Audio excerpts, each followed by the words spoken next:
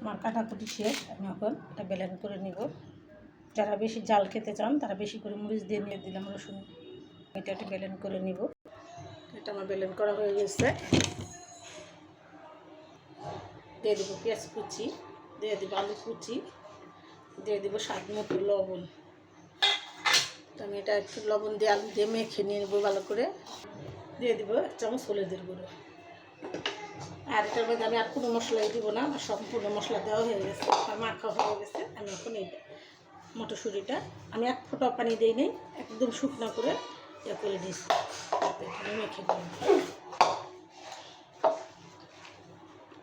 আমার এটা মাখা হয়ে গেছে।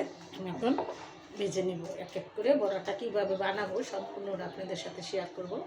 আপনারাও এরকম কাঁচা মটরশুঁটিটা সিজারেলি রেখে দেবেন, আর বাচ্চাদের এরকম করে সুস্বাদু বড়া বানিয়ে দেবেন। তো চলুন কী করে একটু ভেজে নিই।